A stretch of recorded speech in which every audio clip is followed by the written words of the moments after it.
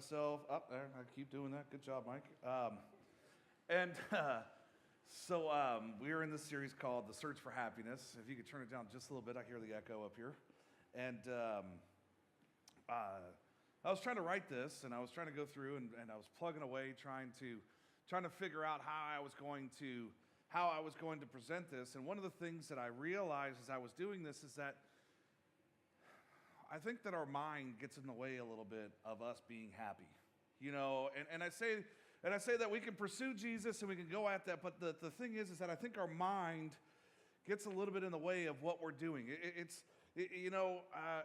just ask this, and you can go, what is your mind standing? Where is it that you are at in your mind? Are you going, I'm already in checkout mode, or I'm already in this place or that place? What is it that your mind is in? Where are you at? And I look at the Apostle Paul, and Paul comes out, and he has this standing in his mind. Paul comes out, and he says, I know, and he goes, I know that I've been battling, and I've been wrestled with, and I'm struggling, and I have all this stuff going on, but I still find hope in Jesus. I still find happiness there. I still find joy there. And I think for us, when we're going through those things, we don't find happiness and joy there. We don't look to him for that. What we end up doing is kind of retreating and diving into our own thoughts, and usually our thoughts are of negativity.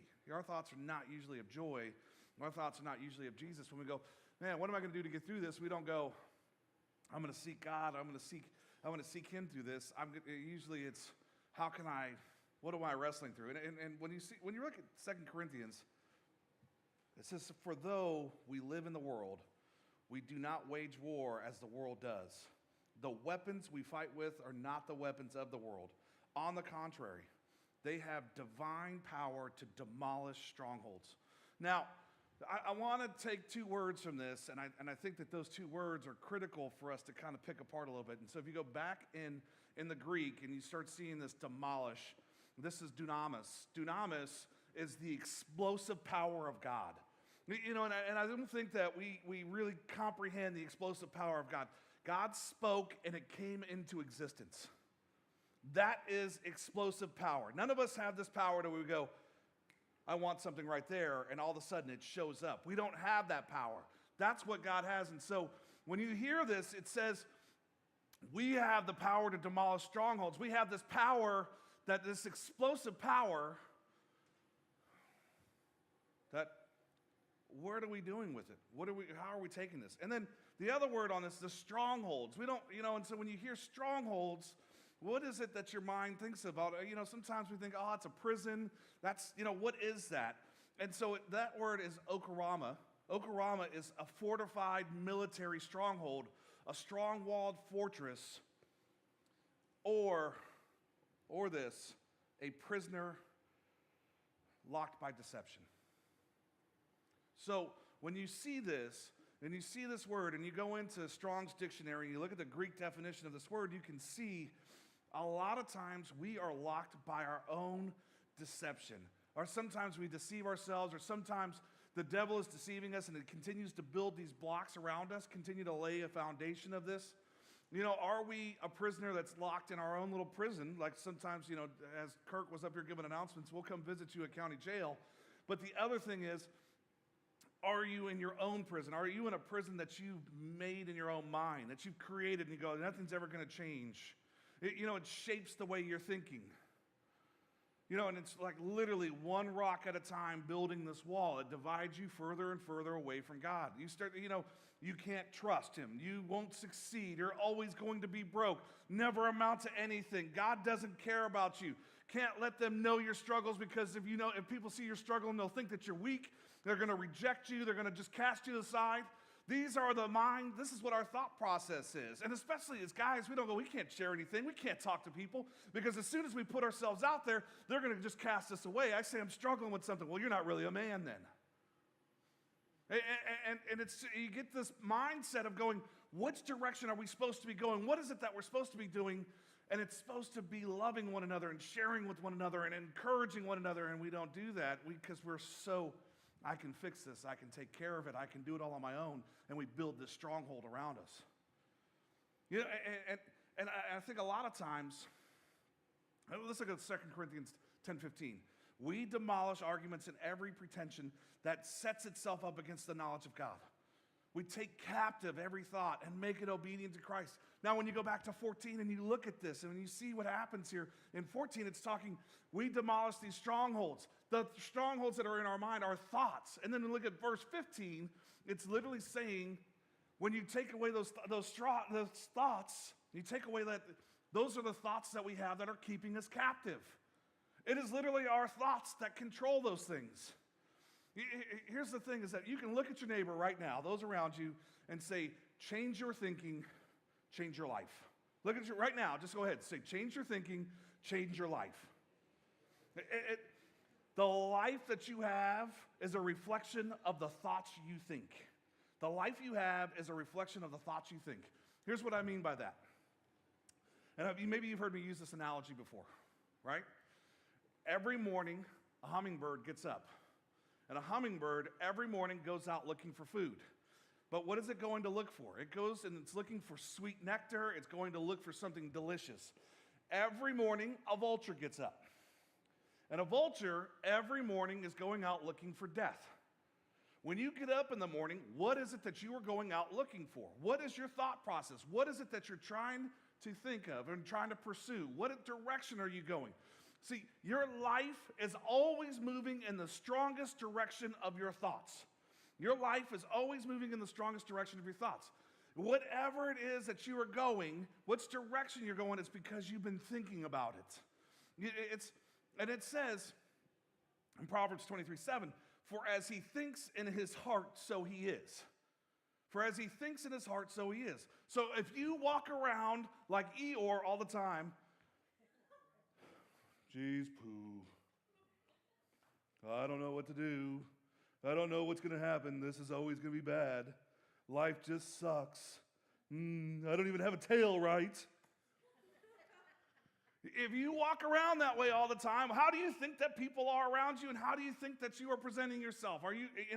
If you walk around on the opposite end of that, and you are happy, and you have a smile, and that smile is contagious, and have you ever noticed that you get around somebody who's bubbly, and just you're like, hey, how you doing? And you're like, calm it down a little bit, buddy. But it gets contagious. All of a sudden, you're like, let's do this. Wow, you're excited. I mean, just start watching. And some of you guys, you don't even realize it.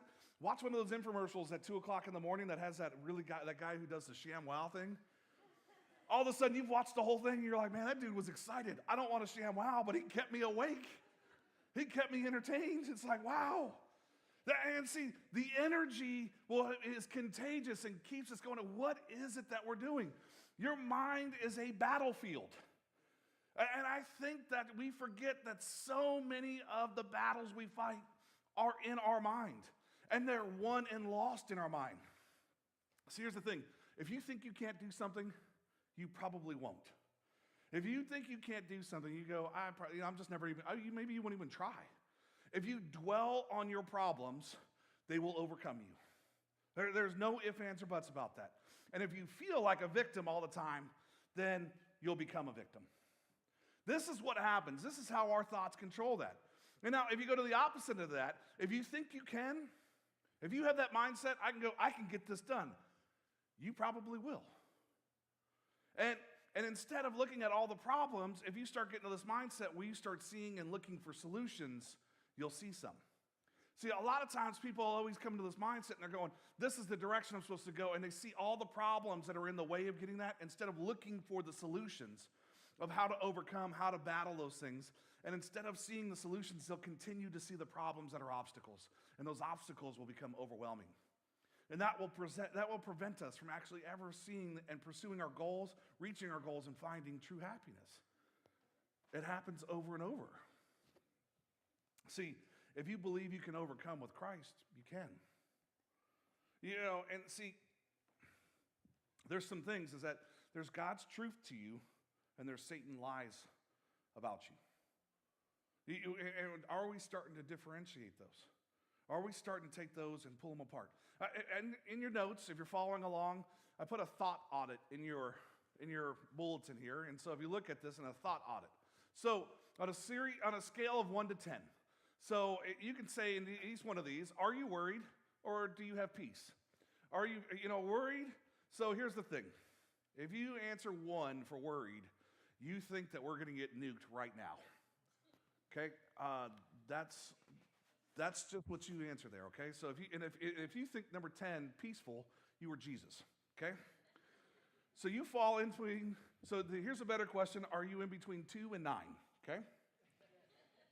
So, and then the next one is negative. 1, you're Satan himself, okay? You're just like, I'm going to figure this all out. And then number, if you're 10, you're always positive. You're the guy from Saturday Night Live who sits in there, he's Stuart Smiley. Doggone it, you're just good enough. You're probably not one of those either.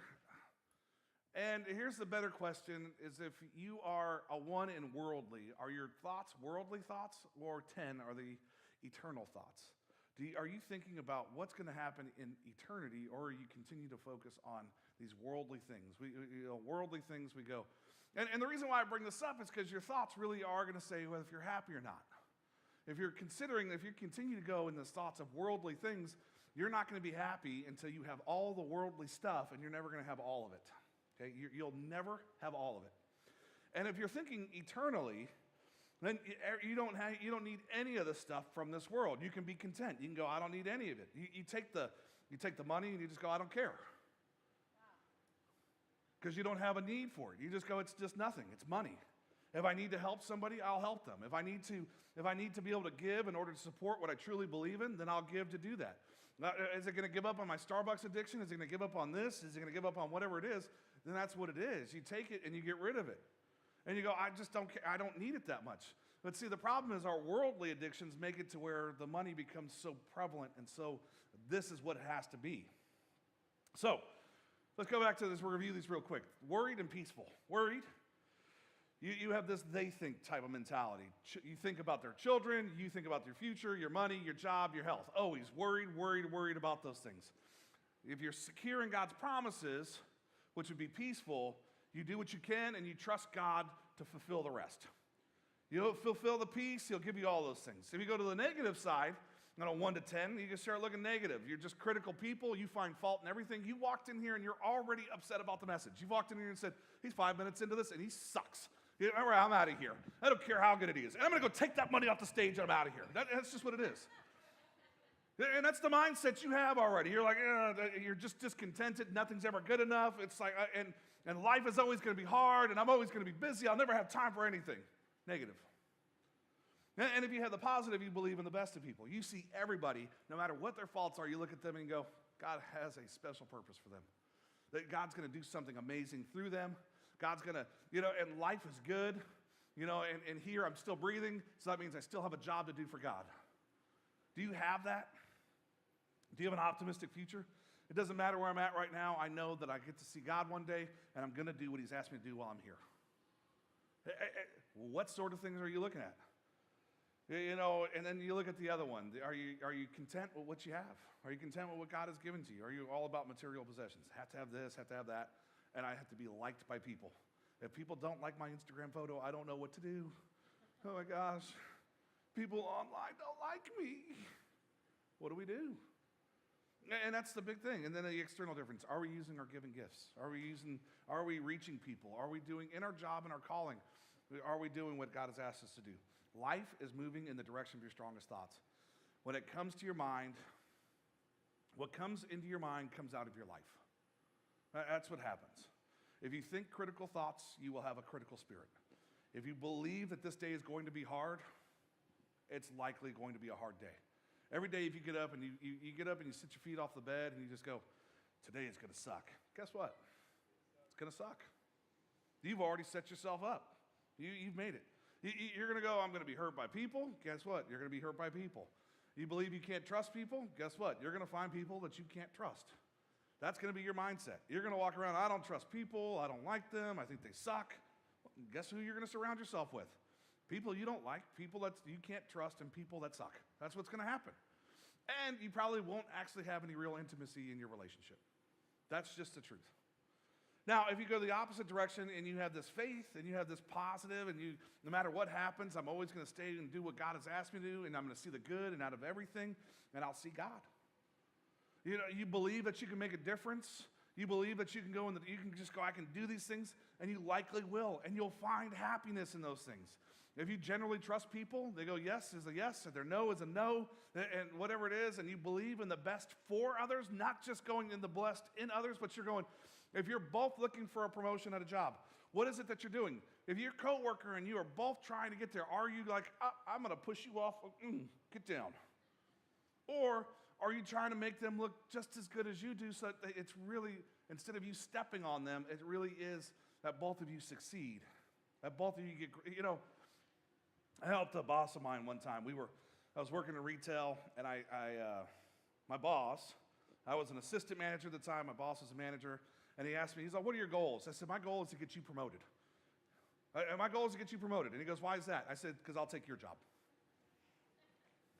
And he goes, that's the best answer anybody's ever given me.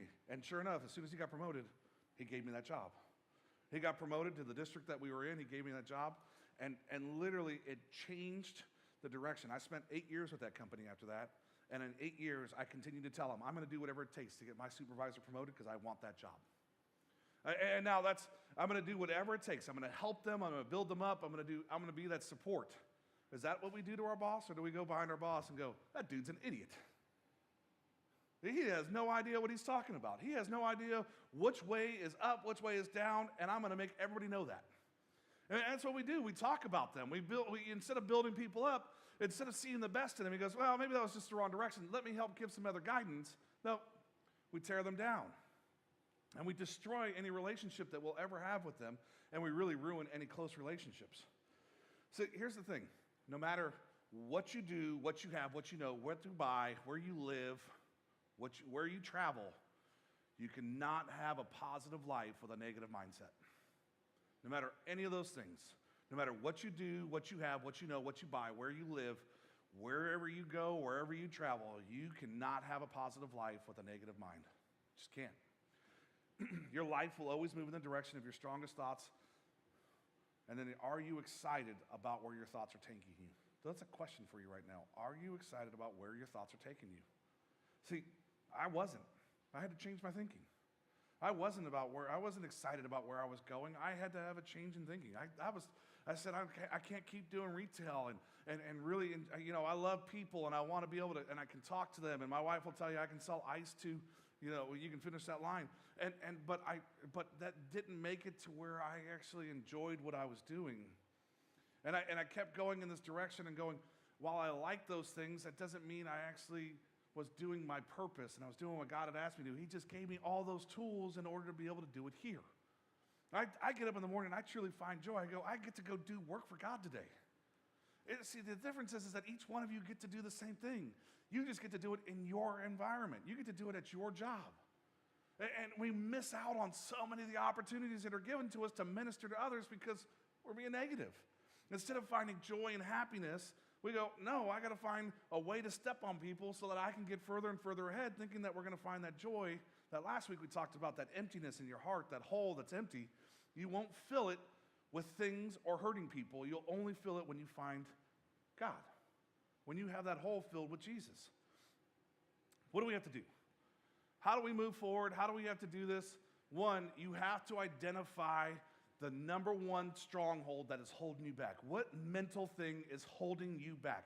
You have to identify this. You're not going to move forward if you do not identify this, and you'll never find happiness and joy if you do not identify this. You might be sitting there and go, I'm not good enough. My past is too bad. I can't trust people. I never get ahead. I'll never have this happen to me. I can't get close to God. I never, ever have enough people loving or being just even around people that love. I love my job too much to be able to see others and see the good things in others. I have too much to do. If you always have these mindsets, I'll always have a bad marriage. Guess what? If you won't identify that, it'll always continue to hold you back. See, when you have negative thoughts, you're changing the chemical makeup of your brain. Did you know that? When you have negative thoughts, you are literally changing the chemical makeup of your brain. Every thought creates this neurological change in our body. Do you know that you can make it to where your thoughts are so strong that you can make it to where you end up feeling sick, that your thoughts can actually raise and lower your blood pressure? Your thoughts can raise and lower your heart rate. Your thoughts can make it to where you can vomit. Did you know that? That you can get yourself sick just by thinking about it enough. Anybody who's been drunk knows that. The more they think about it, and that's just what happens. Your thoughts are so powerful. They change things, but they have long-lasting effect. But if you have these positive thoughts and you have this gratitude and you have this surge in these rewarding neurotransmitters, dopamine is released when you're a positive person. It makes it to where it's easier to keep doing these things. You have these legal rewards, not the illegal rewards, but the legal ones. And you get these positive hits and this chemical buzz that happens just from being positive. You see, if you're always worried, you're looking at the worst case, you have this worrisome attitude, you'll always see the worst case. You'll always see those things and you'll feel that way. You have to trick your brain. You have to get it to where you get out of this mindset, and instead of this immediate threat process, you get this fight or flight process. Every time that happens in our brain, we have to make this shift and go, where is it that we're going? We have to change the pathways in our brain, the way it's been going, and we can't do that until we identify it. If you get up in the morning every day and you go, this is going to be a tough day, you have to create a new pathway and go, today will be amazing. If you get up in the morning and you always go, man, I have to make a presentation today. My heart, so here's the thing. Last Tuesday, if you guys didn't know, that I had to go speak to the city council. And so all day long, I was pretty good until about 4 o'clock. I went to a meeting at 2 o'clock, and at the meeting at 2 o'clock, they tried to give me a whole bunch of different things that they wanted me to vomit into this meeting. They were like, we want you to add this, and we want you to put this in here, and we want you to do this.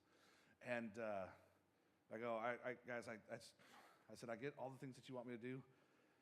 I'll try and do my best. And so I left there at about 4 o'clock, and I came here, and then all of a sudden, the nerves started kicking in, right? The mindset, because I'm like, wait a minute, I got to go talk about this. I got to add all these other things in. And so right before the meeting, I had to go home and change. I had, if you guys saw it, I had to go put on a suit, and I was going to wear a tie. And I said, no, I'm just going to kind of go in and be. So I go home, I put on a suit. But when I took my shirt off, the shirt before the suit shirt, I had to roll it off of me, and I think I could have wrung it out because I was sweating. I was like, what? And I had to go, why am I doing this? I public speak every week. I go out and do this. I had worked myself up into going, I'm not good enough to do this. Where everybody else had this confidence and this faith in me, I had worked up this mindset of going, I don't have this in me to go in and try and compete with this $11 million company and the $6 million company. I don't have this ability to do that. Where I do. I walked in, and as everybody else was presenting, I was on the sidelines praying, and I said, God, just use me as a vessel. God, just go. And while I may have started slow because I put myself back into it, but I'll tell you is that I spoke from the heart, and I just allowed God to use me. And I walked away, and everybody goes, wow. I had people coming up to me afterwards going, that was amazing. You didn't talk about anything you needed to talk about, but that was amazing. And I go, what did I say? And they go, we don't know either, but it was great. And sure enough, I went back and I tried to watch it on Channel 26, and then I watched the replay online, and I go, that really was good. I go, man, where did that come from? Who said all those things? And I realized is that I just allowed God to take over. And so God did what he does best and just worked through me. But I had to allow him to do that. So often we get in the way of what God wants to do through us because we're so negative about it. Here's the things. A lot of us in here, I talk to you guys, and I battle weight. And so you guys probably, you're like, a lot of us will always battle weight. We go, my family battled it. My mom and dad were both fat. My grandparents are both fat. I'm just going to be fat. And we just get in that mindset, and we go, we're going to battle that forever. What sort of thought do you have? And so what you have to do is you have to create a new pathway. Put something that blocks the refrigerator. You have to put in a new pathway. Put a padlock on that bad boy. Whatever it takes. But here's the thing is that what sort of thing are you doing in order to change that? See, the thing is that our thoughts are lazy. If you didn't know this, Our thoughts are very lazy, and we are always looking for the path of the least resistance. We're like, all right, well, I'll find whatever's going to be the easiest. And usually the easiest thing isn't always the right thing. The easiest thing is usually a shortcut. You know, you guys ever seen a deer? Like, you ever seen a deer get hit by a car, maybe? So, you would think that the deer would take the road that's less traveled, right? You know, the road that's more traveled, the pathway, because it would be easier. You would think that, but that's not the case. Deers jump over fences, they jump onto the road, they sit there and stare at you like like I dare you to hit me. And so one day I was driving, I was up by Auburn, and I was on my way into a small city called Forest Hill. And I was on my way into Forest Hill, and out of nowhere, a deer jumps out in front of my truck. And I might have been speeding a little bit down this road, and this might have been the reason why I reacted so slowly. But as I was hitting the brakes, I hit the deer, and the deer took off flying like a helicopter, right? It spun, and it was like, and the thing is, at the end of that, the deer got up and shook it off and went and jumped over the fence and took off running.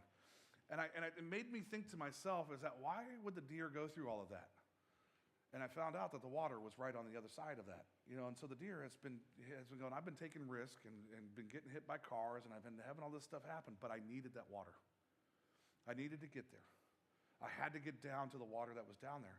See, for us, we want to play it safe all the time with our thoughts and with our direction that we're going, because we're like, I watched him get hit by a car.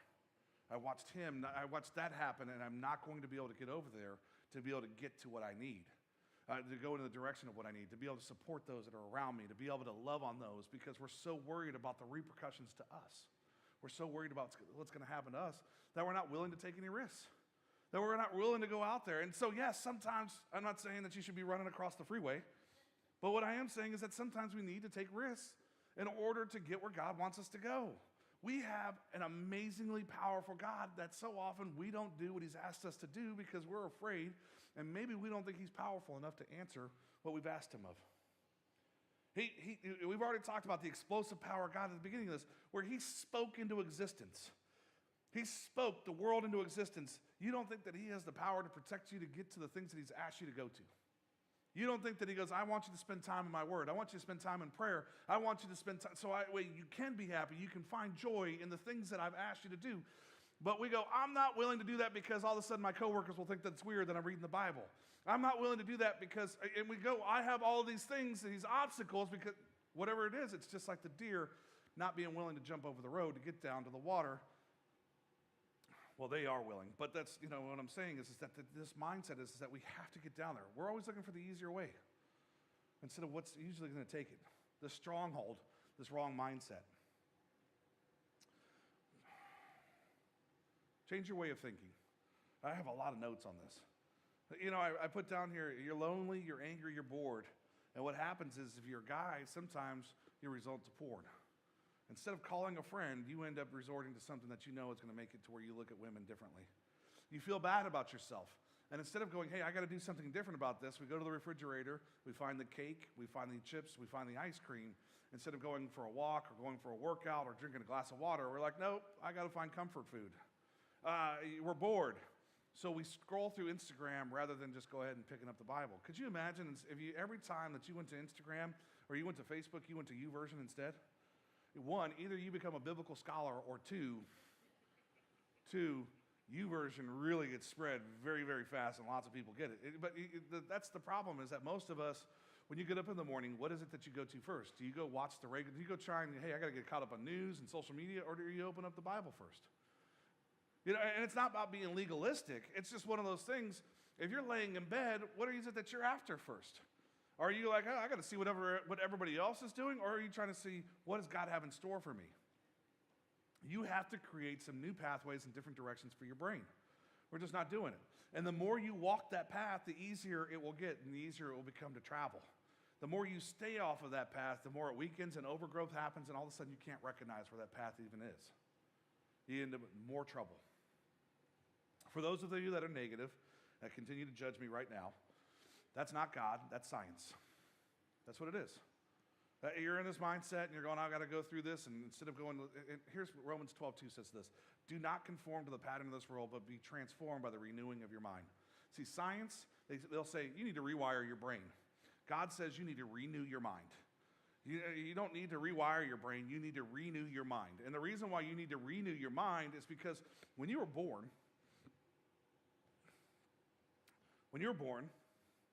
and even until 8, 9, 10, we go in. So I'll tell you right now, we go into children's church right now, and we could start doing this song. We could go, and maybe we couldn't do this song because the song is 50 years old, but you could say, Jesus loves me, this I know. Why?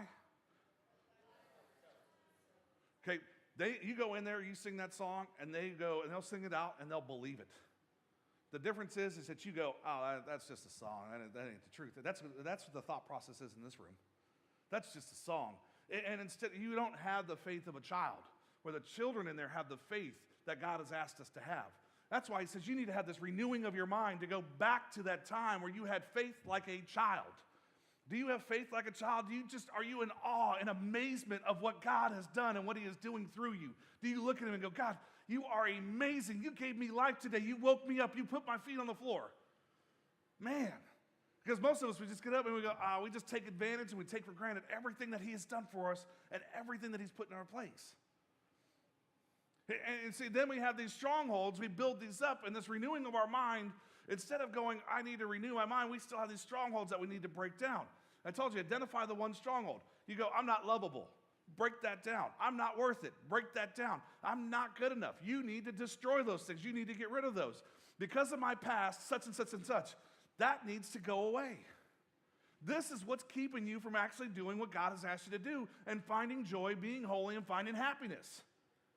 God can't use me. God used a murderer. God used an adulterer. God has used liars, and God has used thieves. What do you mean he can't use you? Are you a murdering, lying, cheating thief? Because he used them too. You go and he can't use me. And he's reached millions of people through those people. And I don't know enough. Like he told Moses, I will give you the words. I will give you the words. I'm stuck in life. That's because you're not pursuing him. I'm always depressed. I get that. I get it. Why? Because you're in the same rut, doing the same thing over and over again. I'll always be broke. Stop spending money the way that you've been spending it. Find the way that he's asked you to spend it. Do what he's asked you to do. There's the haves and the have-nots, and I always have to be a have-not. That's not true either. What sort of mindset and which direction are you going? If you feel helpless, you'll always be helpless. And if you feel hopeless, you'll never find hope. And if you feel worthless, then you'll never see the worth that God sees in you. And if you think life is pointless, you'll never see what God has ordained you to do. You have to identify that stronghold. You have to identify what's taken your mind and make it captive and prevent it from doing what you want to do. See, the thing is, you can't defeat what you can't define. You cannot defeat what you cannot define. See, then you have to get to this point and you have to name the truth that demolishes strongholds. 2 Corinthians 10, 3-5, it says, for though we live in the world, we do not wage war as the world does. The weapons we fight with are not the weapons of the world. On the contrary, we have the divine power to demolish strongholds. We demolish arguments and every pretension that sets itself up against the knowledge of God. And we take captive every thought and make it obedient to Christ. Take captive. When you look at this word and you look at the Greek word for take captive, it's to capture with a spear or a sword, to demolish it, to get rid of it. It's, we only have one offensive weapon, a spear, a sword. Anybody know what the sword is? If you ever read Ephesians 6, you should read Ephesians 6. And you start looking at it, and and we all see these people that post the same things on. You go on there, I can get it all done. I can do all things through Christ who gives me strength. And you also look at the next one, I'm not a good man or I'm not a good woman. Christ in me is more than enough. You can say, I'm scared about the future. And the Bible tells us not to worry. It says, find our faith in God and he'll never leave you. If you go, I'm not attractive, I don't like what I see, our Father in heaven looks down upon us and thinks that you are beautiful and amazing. And see, that's one of the problems is we have to start taking captive of those thoughts and go, what is it that God looks down upon me and sees? Because he looks down and he goes, that is my mighty warrior. That is my mighty princess. That is the one that's going to go out and demolish strongholds in my name because I've told them to do that. I'm not enough. His divine power has given everything we need for a godly life. That's 2 Peter 1:3. You just see these things. His divine power has given us everything we need for a godly life. It's there. What are we doing with it? Are we going, I don't have time, I don't have the patience, I don't have the energy, I don't have the wisdom, I don't have all of these things. And you do. You do. You just have been spending it in the wrong place. Jesus said, I am the good news to the poor. I will bind up the brokenhearted. I will set the prisoner free, and the truth sets you free. See, here's the thing. Each one of us is in this prison that we've made, and it's time for us that when he comes and opens that door to walk out of it.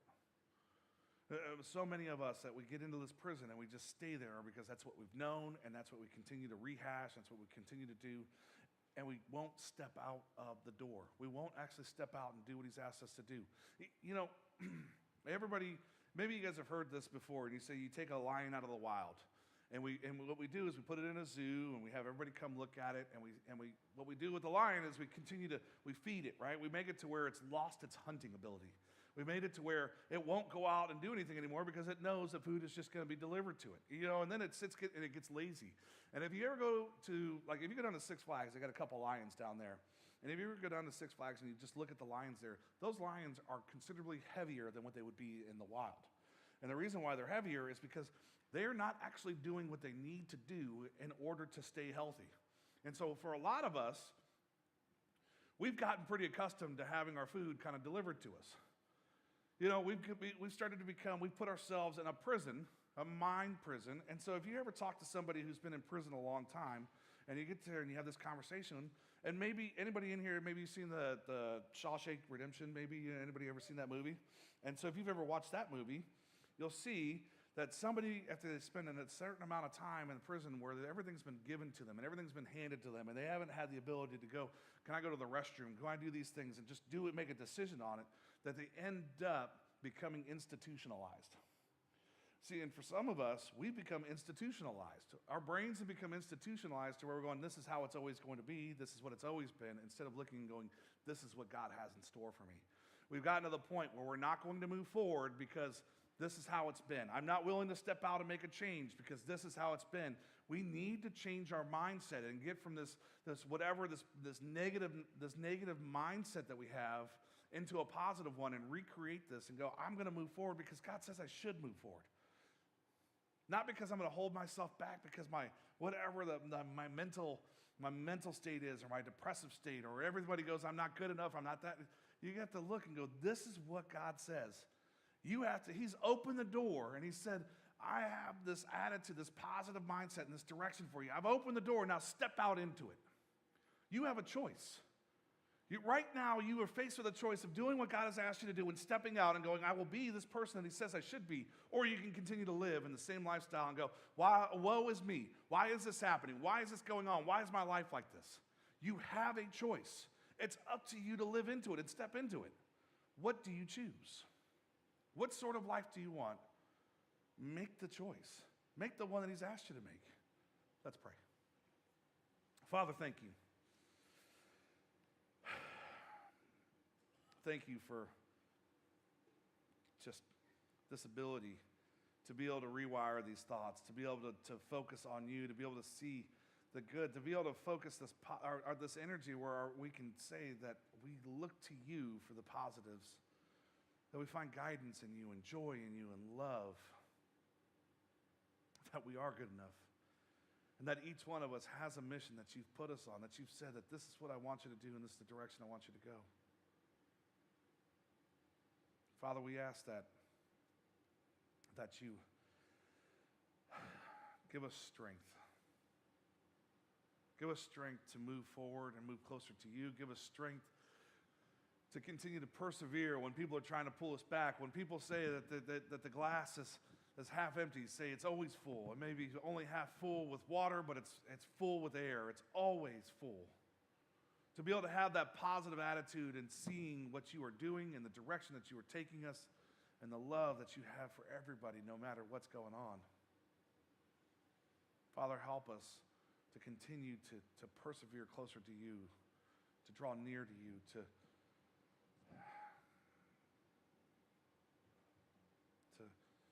see how you see others and to see how you see us, to hear how you hear our cries, to be able to just encourage, to love.